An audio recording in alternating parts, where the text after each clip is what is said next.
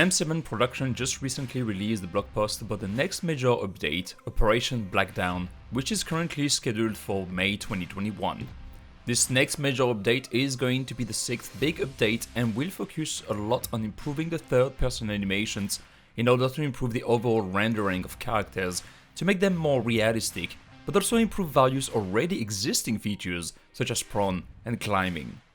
What we know is that this update is also going to include a lot of new content, as per usual, but also many things that I thought we would never see in 0 Hour, mostly because I thought the developers never really felt it would fit in the game in terms of design direction.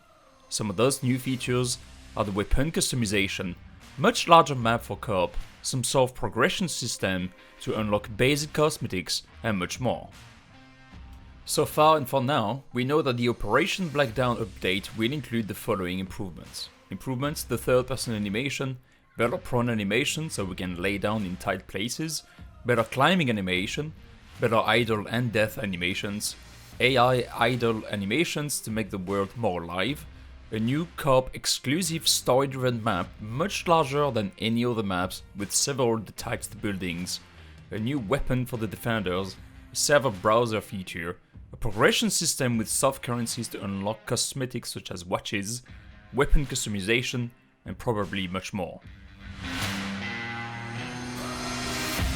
Let's talk about the new animation work, because it's going to improve quite a few things. Prone is most definitely one of the best examples.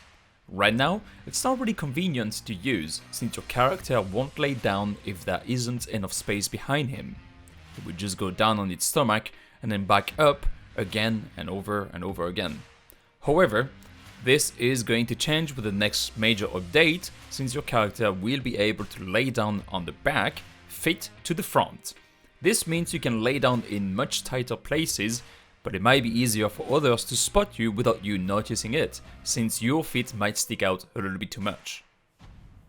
The AI is also getting new animations that will enable the team to deliver a more authentic and realistic experience, with AI leaning over tables, looking at maps, sitting in chairs, and getting new voices as well.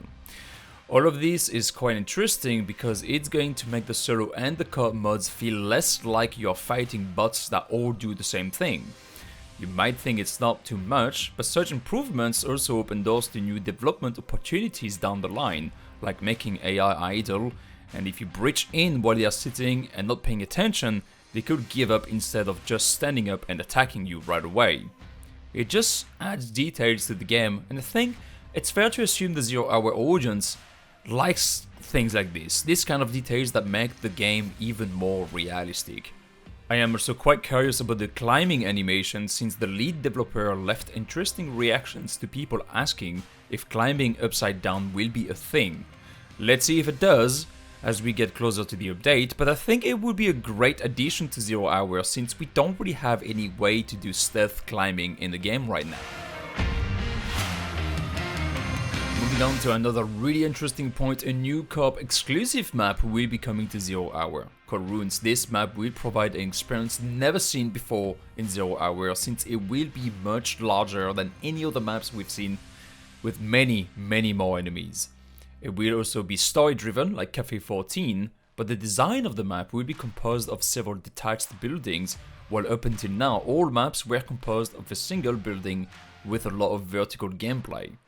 I was just recently mentioning on my streams how it would be really cool to have much larger maps for co-op, like the kind that we had in Rainbow Six, Raymond Shield or Ground Branch. So I'm pretty happy to see that they are trying this, and I hope that one day we can also use AI, friendly AI, in solo and co-op to play on those maps, or even have red maps where you can actually get in with more than 5 attackers. But one thing at a time. Final 2 points that are really important to me. Operation Blackdown update will implement weapon customization and some sort of progression system. I don't know much about those 2 topics yet, but I'm really surprised to hear that this is coming to the game. Maybe it will only be for co-op, that you can actually customize your weapon, although nothing indicates this is the case. But I always thought the developers felt like weapon customization would kinda make PvP unbalanced and hard to get into. So I'm really looking forward to seeing how all of this will be implemented in 0 Hour. Too early to say, but I know that this is something the community has been asking for quite a while, so I'm pretty happy to see that developers are actually implementing this in the near future. What I can say for now is that I'm just surprised in a very pleasant way to see that this is coming to the game. Moving on to the progression system, we will be able to collect in-game currencies to spend on minor cosmetics such as watches that will display the remaining time in the PvP match or the countdown of the bomb in co-op. No free-to-play or pay-to-win system, just a way to improve the replayability of the game and retain players more with some sort of progression system. I do hope that we will have the options to somewhat customize our operators as well in the future, maybe just minor stuff again, like patches on your uniform, that kind of stuff. So this next update includes so many more improvements and so many different things that I think a lot of the people will stick around for much longer than initially anticipated.